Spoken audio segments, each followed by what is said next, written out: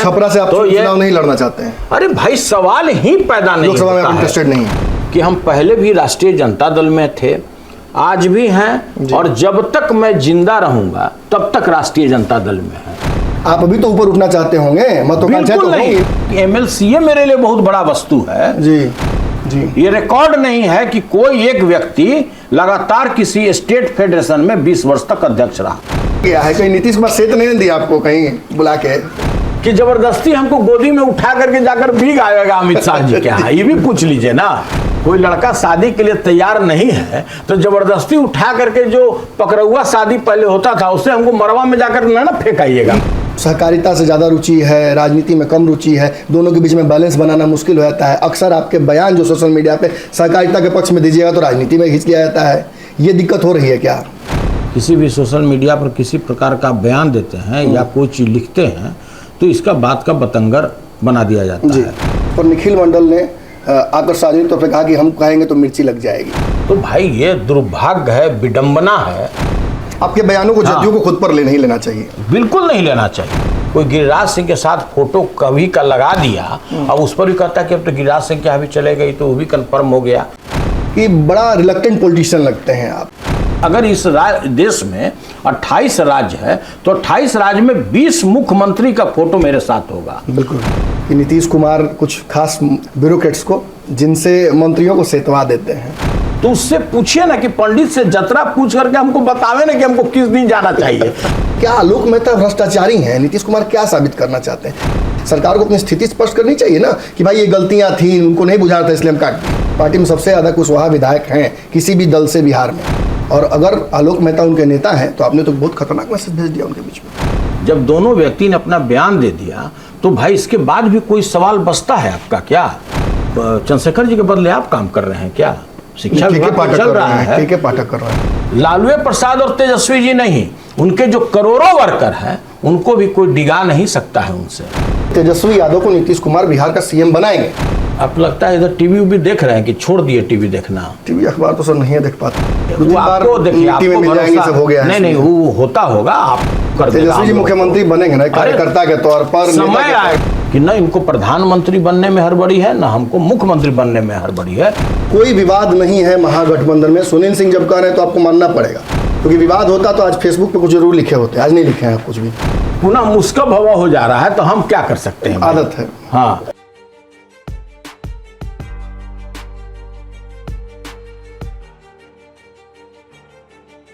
नमस्कार, भारत लाइव देख रहे हैं आप।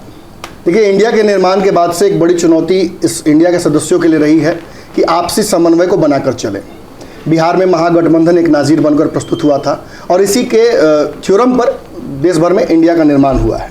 लेकिन बिहार में महागठबंधन सब कुछ ठीक नहीं है, कम से कम बाहर से देखने पर तो ऐसा महसूस होता है। मांझी जी के बाहर जाने के बाद जदयू राजद के बीच हर दिन लगभग तलवारें खिंच जाती हैं। अब ये तलवारें क्यों खिंचती हैं आपको अच्छे से पता है। कई मुद्दे हैं, राजद के कई मंत्रियों को जिस तरीके से नीतीश कुमार ने फैसले उनके पलटे हैं, इससे भी एक विवाद खड़ा होता है। लेकिन सारे विवाद के बीच जहां सभी लोग अपनी तरफ से चुप्पी साध कर बैठे हुए हैं, वहीं एक शख्स लगातार सोशल मीडिया पर काफ़ी एक्टिव रहते हैं। इनके बयानों को अलग अलग तरीके से विश्लेषण और व्याख्या करके दिखाई जाती है। सुनील सिंह जी हमारे साथ मौजूद हैं, राजद के एमएलसी हैं, लालू परिवार के बहुत करीबी हैं, इसलिए इनका बयानों को मोन्यूमेंटल बना दिया जाता है। बिहार में जब भी कोई बयान देते हैं तो अक्सर सोशल मीडिया पर जब आप कुछ लिखते हैं तो बड़ा बैलेंस बनाकर लिखना पड़ता होगा, लेकिन आपके बयान को हर बार किसी दूसरे परिप्रेक्ष्य में ले लिया जाता है कि महागठबंधन सब कुछ ठीक नहीं है, जदयू राजद में टूट हो जाएगी, आप जानबूझकर चाहते हैं कि नीतीश कुमार नाराज हो जाए। ऐसा क्यों होता है सर? देखिए, पहले तो आपको नमन भाई ये बता दें कि जो गठबंधन बना है इसकी गांठ इतना कमज़ोर नहीं है कि किसी के बयान से या कोई आदमी कुछ अगर बोल रहा है तो उसकी गांठ खुल जाए। पहले तो आपको इसको अपने माथे से निकाल लेना चाहिए। दूसरी बात है, जहाँ तक कि सब कुछ ठीक नहीं चल रहा है, यहाँ गड़बड़ क्या चल रहा है, हम आप ही लोगों से जानना चाहते हैं कि यहाँ गड़बड़ क्या चल रहा है। और तीसरी बात जो आपने बोला कि भाई आपके किसी भी सोशल मीडिया पर किसी प्रकार का बयान देते हैं या कोई चीज़ लिखते हैं तो इसका बात का बतंगर बना दिया जाता है। तो यह बात तो भाई आप लोगों को सोचना चाहिए, जितने भी पोर्टल वाले लोग हैं, जितने भी न्यूज़ वाले लोग हैं, जितने भी इलेक्ट्रॉनिक्स मीडिया वाले लोग हैं, तो इन लोगों को सोचना चाहिए कि जो बात का बतंगर बनाया जाता है क्या वो सही है? कभी नहीं ऐसा होना चाहिए। चलिए, आपने कहा बात बतंगर हम लोग बनाते हैं। देखिए, पहले तो आपने एक बयान दिया था सेतने वाला, हमने उस पर आपके बयान को एज इट इज चलाया था। अशोक चौधरी उसमें कूद गए। अशोक चौधरी ने कहा कि ये बात गलत बोल रहे हैं आप एक्चुअली भाजपा की भाषा बोल रहे हैं। ये आरोप हमने नहीं लगाया था, ये आप ही के यहाँ से आया है। और दूसरा, आपने कल जो एक बयान दिया था, परसों दिया था माफ़ कीजिएगा, जिस पर निखिल मंडल ने आकर सार्वजनिक तौर पर कहा कि हम कहेंगे तो मिर्ची लग जाएगी। इसमें कहीं पोर्टल नहीं है सर, इसमें आप ही दोनों हैं। देखिए, वो कहीं बात नहीं है। जहाँ तक अशोक भैया की बात है, अशोक चौधरी जी बहुत वरीय मंत्री हैं और हमारे बड़े भाई हैं, बहुत उनका हम सम्मान भी करते हैं। कुछ व्यक्तिगत टिप्पणियाँ उन्होंने मेरे ऊपर किया था, उसी के प्रतिफल में मैंने उनके ऊपर भी कुछ आरोप लगाए थे। चूँकि उन्होंने भी अपना भूल स्वीकार किया और मैंने भी अपना भूल स्वीकार किया। वो 10-11 तारीख का घटना है, इसी पिछले महीने का, तो वो तो बात ख़त्म हो गया। अब तो उस बात को दोहराया भी नहीं जाना चाहिए। वो बड़े भाई हैं, बहुत ही वरीय मंत्री हैं, बहुत समझदार हैं, इस राज्य में उनका एक पहचान भी है और सत्ता से काफ़ी नज़दीक भी हैं। तो इसलिए अब उस बात को दोहराना भी नहीं चाहिए। और जहाँ तक कोई भी बात हम अपने अगर फेसबुक पेज पर लिखते हैं तो आप क्यों उसको समझते हैं कि इसको आप रबर की तरह, इलास्टिक की तरह बढ़ाते हुए वहाँ तक पहुँचाते हैं? कभी नहीं पहुँचाना चाहिए। एक्शन रिएक्शन आप ही के गठबंधन में हो रहा है। नहीं, देखिए, उसके भी बहुत सारे जो भी हम लिखे भी होंगे तो उसके भी बहुत सारे एक अलग अलग उसके रास्ते हैं कि भाई उसको समझने वाला क्या समझेगा, वो समझने वाला क्या समझेगा। ये कैसे समझ कोई लेता है कि मेरे ऊपर है? कभी नहीं समझना चाहिए। और जिस तरह का लोग कन्फ्यूजन फैलाता है, बिना समझिए कि चिंगारी का धुआं उठा दे रहा है, बिना चिंगारी का समझिए कि आग में पानी लगा दे रहा है, तो मतलब समझिए कि तो अद्भुत है। आपके बयानों को जदयू को खुद पर नहीं लेना चाहिए। बिल्कुल नहीं लेना चाहिए। क्यों लेगा भाई? हम वैसा बोलते ही नहीं हैं, हम क्यों लेंगे? आज मान लिया कि माननीय नीतीश कुमार जी हैं, इस राज्य में मुख्यमंत्री हैं, माननीय मुख्यमंत्री हैं, हम लोग उनका सम्मान करते हैं, महागठबंधन के नेता हैं, तो भाई कोई वैसा सवाल ही नहीं है। हम कोई भी जो चीज़ लिखते हैं कहीं भी उसको उनके ऊपर कभी नहीं देखना चाहिए किसी को भी। ये देखिए, यार कोई नई बात नहीं है नमन जी, आप पहले भी देखे होंगे। हम तकरीबन आज 20 वर्षों से बिस्कोमान के अध्यक्ष हैं। 2 साल 2.5 साल से ऊपर हमारा बिहार विधान परिषद का भी सदस्य हो गया, हमारा कार्यकाल पूरा हो गया। 2.5 वर्ष से ज़्यादा ही, लगभग 3 वर्ष पूरा हो गया। तो हमारा ये कहना है कि आप देखे होंगे कि जो भी जिम्मेवारी पार्टी ने हमको दिया, पूरे ईमानदारी के साथ उसका निर्वहन करते हैं। कहीं भी इसमें कोई भी मीन मेख कोई नहीं निकाल सकता है। और जो इधर हाल के दिनों में जो देख रहे हैं वो सामयिक टिप्पणी है। कोई ऐसा नहीं है कि किसी के ऊपर में हम व्यक्तिगत रूप से कोई टिप्पणी कर रहे हैं। अब उसको जितने भी यहाँ पर पोर्टल वाले लोग हैं, अब अपना रीच बढ़ाने के चक्कर में, अपना व्यूज़ बढ़ाने के चक्कर में अब उसका हेडिंग दे दिए कि भाई अब तो ये भाजपा में चले गए, अमित शाह से मिल लिए, फलानवा जी से मिल लिए, तो चिलनवा जी से मिल लिए, और तरह तरह का प्रोपगंडा जो होता है। आप भी जानते होंगे कि जो जोसेफ गोएल्स करके एक व्यक्ति हुआ करते थे जर्मनी में, और वो नाजी जर्मनी के नाम से भी जाने जाते थे और हिटलर के वो प्रचार मंत्री थे। उनके समय में भी क्या बोला गया था कि आप 100 बात किसी झूठ को लगातार बोलिएगा तो सच में तब्दील होता है। अभी तो जिस तरह का पूरे बाजार में हम जो सुन रहे हैं, हमको सुनकर भी आश्चर्य होता है कि कोई व्यक्ति कहता है कि अब तो ये चले गए, इनका टिकट कंफर्म हो गया छपरा से, कोई बोलता है कि इनका अमित शाह के साथ इनका नाश्ता हो गया, कोई बोलता है कि भोजन हो गया, कोई बोलता है कि तो अब चले गए गिरिराज सिंह से मिलने के लिए। अरे भाई, अमित शाह तक तो हम समझते हैं कि मान लिया कि भारत के गृह मंत्री हैं और जो 2 प्रभावशाली आदमी हैं, भारत के प्रधानमंत्री और अमित शाह जी, तो समझ में आता है कि भाई हैं, उनके पास कुछ क्षमता होगा कि भाई किसी को टिकट दे सकते हैं या नहीं दे सकते हैं। कोई गिरिराज सिंह के साथ फोटो कभी का लगा दिया, अब उस पर भी कहता है कि अब तो गिरिराज सिंह के यहाँ भी चले गई, तो वो भी कन्फर्म हो गया। तो भाई ये दुर्भाग्य है, विडंबना है कि हमारे जैसे लोगों पर, जो साहब 20 साल से बिस्कोमान का अध्यक्ष है, नेफेड का वाइस चेयरमैन है, और देश में न जाने जितने भी शीर्ष सहकारी संस्थाएं हैं सभी में मैं निदेशक के रूप में जुड़ा हुआ हूं, और उस व्यक्ति के लिए एक सिंपल कि इनको एमपी का टिकट कंफर्म हो गया, इसके चलते ये अपना 28 वर्षों मतलब की आप ये निष्ठा कह त्याग रहे रहे हैं हैं। छपरा से आप तो ये चुनाव नहीं लड़ना चाहते हैं? अरे भाई सवाल ही पैदा नहीं लोकसभा में होता आप इंटरेस्टेड नहीं है और सवाल ही पैदा नहीं होता है। हम जिस जगह पर हैं, हम जब इसी जगह से संतुष्ट हैं, हम नेफेड से संतुष्ट हैं, हम देखिए आप समझ रहे हैं कि हम एमएलसी हैं जी, आप समझ रहे हैं कि हम पार्टी के उप मुख्य सचेतक हैं, लेकिन हम कहते हैं कहीं भी जाते हैं तो हम बोलते हैं कि मैं बिस्कोमान का अध्यक्ष हूं जी, हम नेफेड के वाइस चेयरमैन हैं। हमारा जो पहचान है इस राज्य में या पूरे देश में या ग्लोबल स्तर पर भी मानिए तो वो है सहकारिता नेता के रूप में जी, न कि ये एमएलसी के रूप में और सचेतक के रूप में। देखिए पार्टी ने ये जिम्मेवारी दिया, हमको उस लायक समझा, जबकि हमारे जैसे जैसे राष्ट्रीय जनता दल में करोड़ों वर्कर हैं, लेकिन उस करोड़ों वर्कर में माननीय लालू प्रसाद जी के प्रति हम आभार प्रकट करते हैं कि वो समझे कि भाई चलिए इनको हम एमएलसी बनाते हैं जी। जिनका जो आज हमारी स्थिति है, जितना हमारा पहचान है, जो लोग जानते हैं और जिस स्थान पर है, इसमें अगर किसी एक व्यक्ति का अगर योगदान है तो माननीय लालू प्रसाद जी का है। और किसी ये बात तो आपने कई बार कही कि आपकी ईमानदारी लालू यादव के प्रति रही है और वो रहेगी। स्वाभाविक है। अब तो 27 साल हो गया भाई साहब, अब 3 साल अगर गुजरेगा तो 3 दशक हो जाता है और 3 दशक हो जाता है।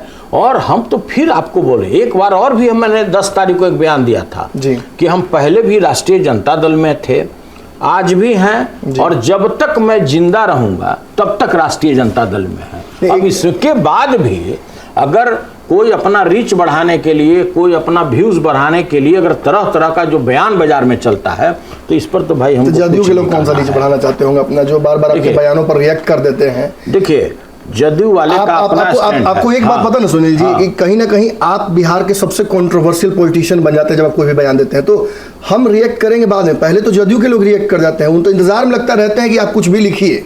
कितनी जल्दी कल आपके ट्वीट को रिट्वीट किया है निखिल मंडल, आपने देखा है ना? मतलब या तो बहुत आपको प्यार से फॉलो करते होंगे।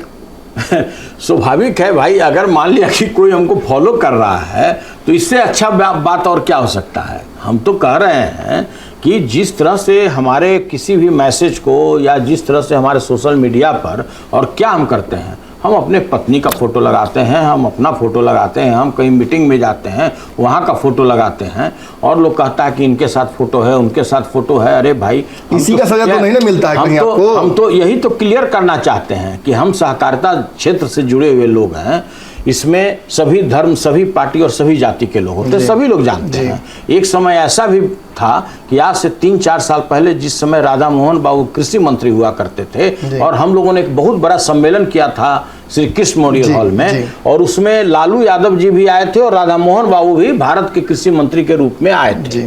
तो भाई अब इसको कोई जोड़े तब तो उसी समय से विवाद हो जाना चाहिए था। तो आप देश में किसी भी सहकारिता के मंच पर जाइएगा तो उसमें सभी पार्टी के लोग आपको मिलेंगे। जैसे बिस्कोमान का बोर्ड है, बिस्कोमान के बोर्ड में अगर 21 मेंबर है तो 7 किसी और पार्टी से हैं, 7 किसी और पार्टी से हैं, 7 किसी और पार्टी से हैं। मेरे यहाँ अगर 3 एमएलए अगर विधायक, जो 3 विधायक हमारे यहाँ डायरेक्टर हैं, तीनों 3 पार्टी के हैं। तो भाई आज हमारे भारत के सहकारिता मंत्री कौन है भाई? तो आदरणीय अमित शाह जी हैं। अगर मैं किसी सरकारी कार्यक्रम में गया और उनको हम अगर पुष्प गुच्छ और मधुबनी पेंटिंग किया हुआ अगर उनको वस्त्रम पहना है, पैक्स अध्यक्ष के रूप में, बिस्कोमान के अध्यक्ष के रूप में, नेफेड के उपाध्यक्ष के रूप में, तो भाई इतना हंगामा क्यों बरप गया? इतना समझने का वस्तु है। कुमार जी को जबकि पीछे बैकड्रॉप भी लगा हुआ है।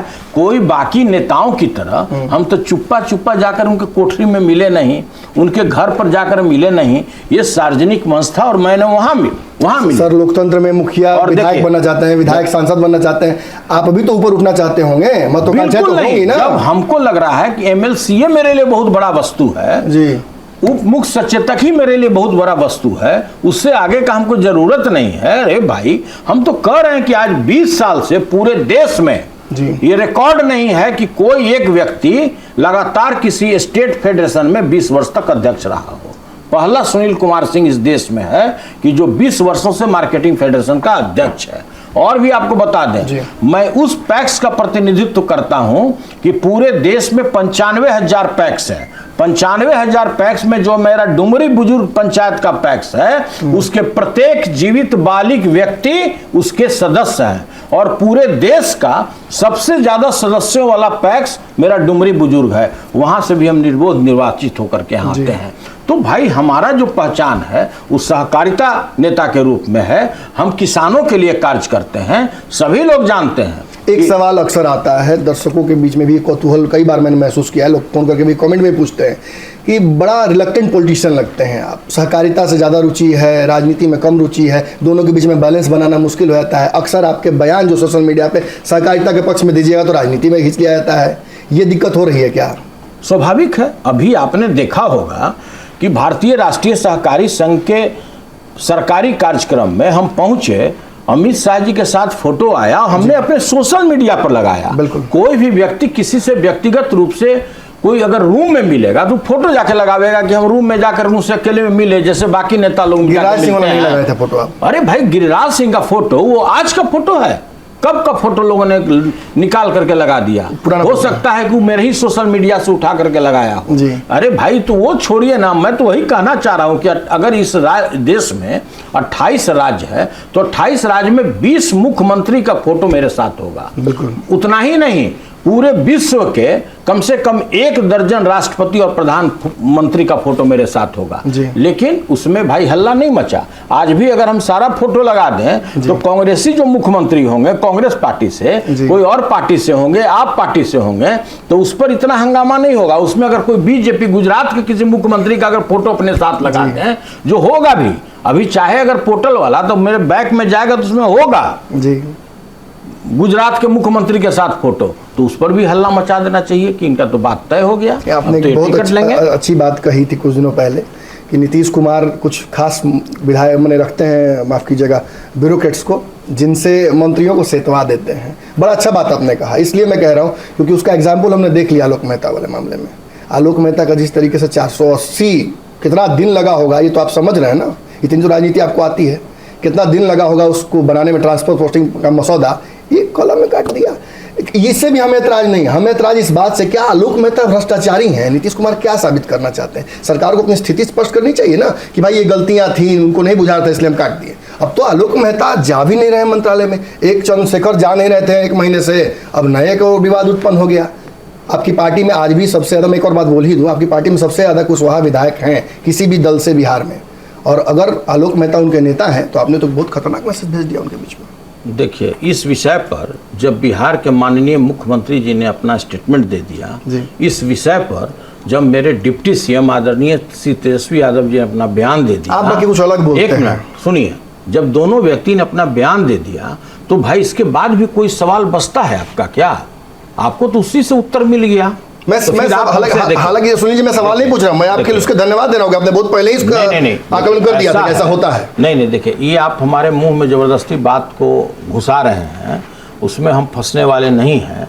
जो पहले किसी बात पर अगर मान लें किसी सोशल मीडिया पर मैंने कुछ लिखा होगा या कोई बयान दिया होगा तो वो परिप्रेक्ष्य अलग था, ये कुछ अलग है, समझे ना? उसको इससे जोड़ करके नहीं देखा जाना चाहिए।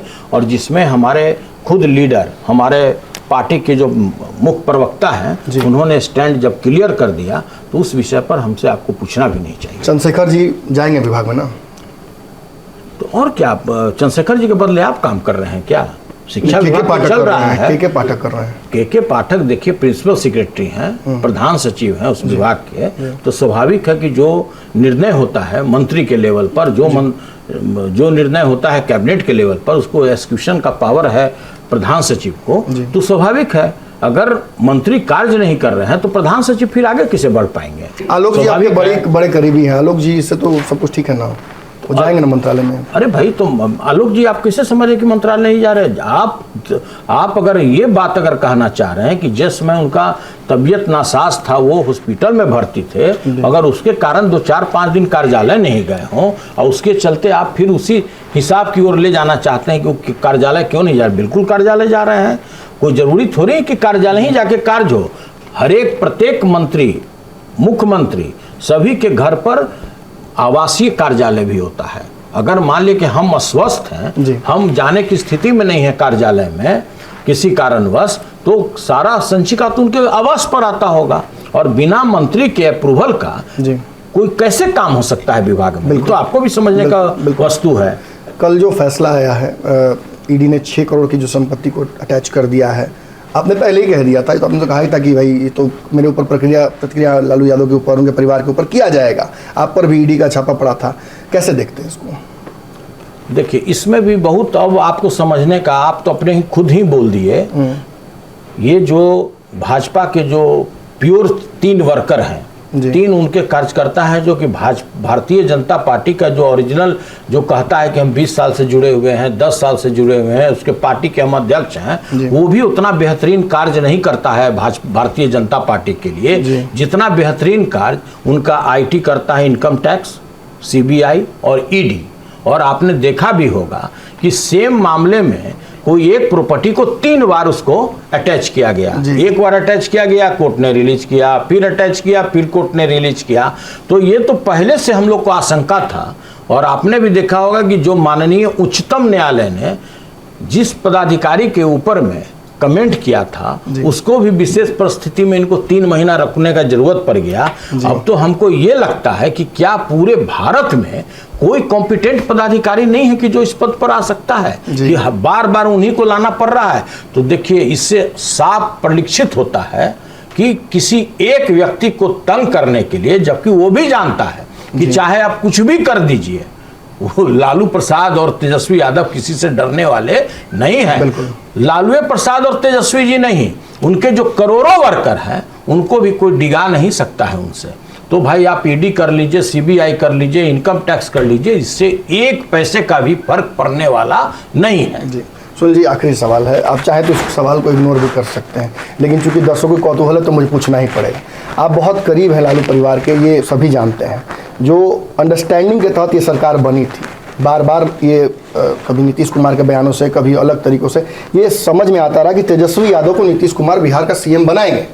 समय तय किया जा रहा है, सही तरीका देखा जा रहा है। क्या ये संभावनाएं हैं या समाप्त हो गई हैं? क्योंकि बहुत सारा समय लिमिट दिया गया था।